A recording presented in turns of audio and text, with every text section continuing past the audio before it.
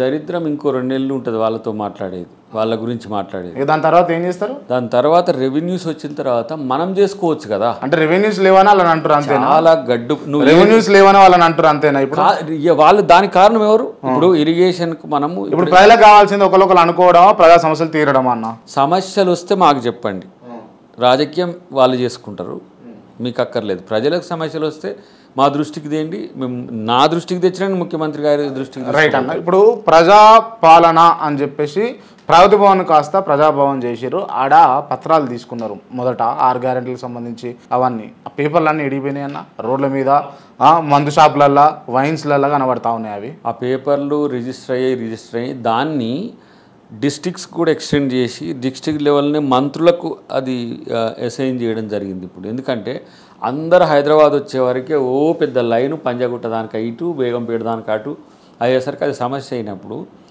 ఎవరైతే ఏ జిల్లాకు సంబంధించిన వాళ్ళు ఉంటారో కంప్లైంట్స్ అక్కడ మంత్రికి లేదంటే అక్కడ ఉన్న ఎమ్మెల్యేస్కి ఇస్తే వాళ్ళు తీసుకురావడానికి ఒకటి.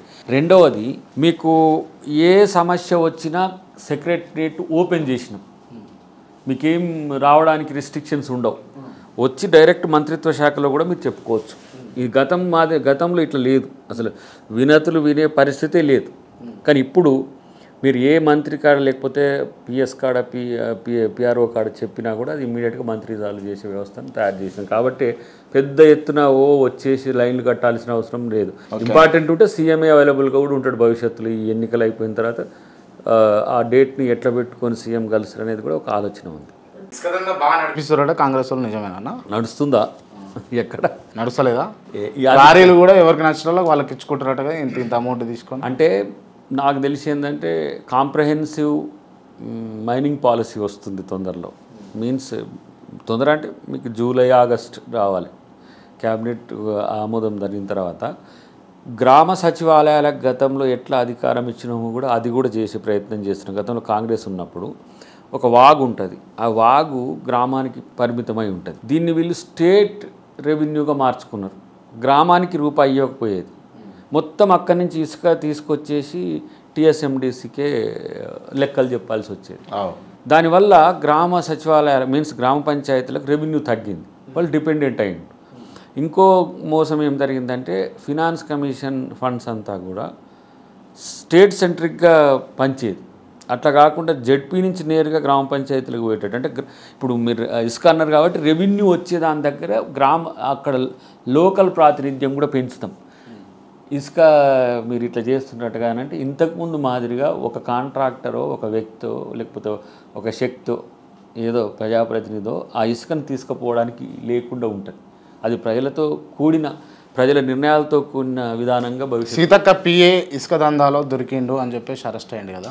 అది అరెస్ట్ అయింది అనేది అంటే ఇప్పుడు అక్కడ జరుగుతున్న పరిణామాలు, గత ప్రభుత్వం ఏమైందంటే ఇక్కడి నుంచి ఆ స్టేట్కు ఆ నుంచి ఈ స్టేట్కు వస్తున్న పరిణామాలు చూసిన తర్వాత కొన్ని అట్లా కంటిన్యూ అయ్యే క్రమంలో తనను రిస్ట్రిక్ట్ చేసిందని నేను అనుకుంటున్నాను.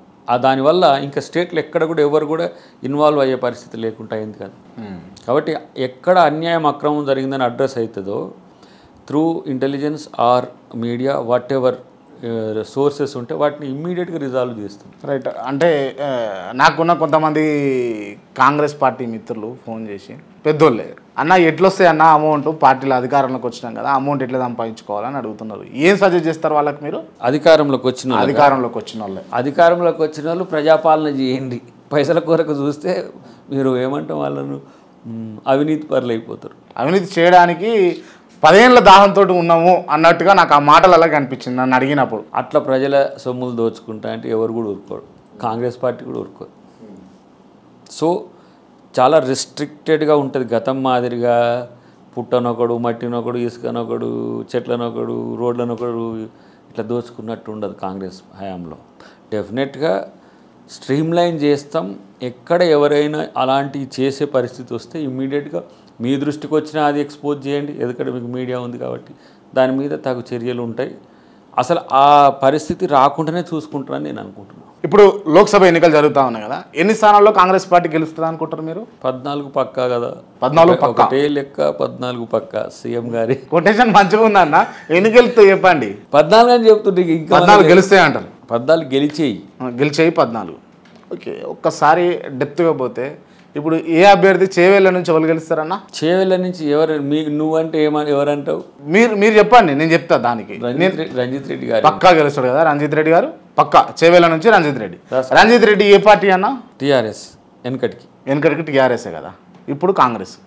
అంటే అప్పుడు చేదైన రంజిత్ రెడ్డి అలా తీపైందా అన్న? ఇప్పుడు మరి ఒక బంట తల అని చెప్పేసి, గుండుగాడు అని చెప్పేసి, కోడిగుడ్డు కోడి తెచ్చేసి అదే గాంధీ భవన్ లో ప్రెస్ మీట్లు పెట్టినటువంటి రంజిత్ రెడ్డి ఇవాళ మంచిగా. వీళ్ళు ఏం ప్రకటనలు చేస్తుండ్రు? ఎవరు? బీజేపీ వాళ్ళు, బీఆర్ఎస్ వాళ్ళు 10వ రోజా 12వ రోజు నుంచి ఏం మొదలు పెట్టిండ్రు? ప్రభుత్వం ఏర్పడ్డాక ఇది కోసెళ్ళేదా, ఇదేందో ఎన్నికలు, ఎంపీ ఎన్నికలు అయిపోగానే పోతాయి. మరి వీళ్ళకి చెక్ పెట్టే స్ట్రాటజీ ఉండాలిగా. అసలు మీరే ఉండరు రాబాయి, మీ నాయకులే మా కాడికి వస్తున్నారు అంటేనే గాల్లే రంజిత్ రెడ్లు, గాల్లే కడియం శ్రీలు, వాళ్ళే గేట్లు తెరిస్తే వస్తారు, రెడీగా ఉన్నారు. గేట్లే తెలుసులే, సింపుల్ గిట్లే ఒక సింగిల్ చిన్న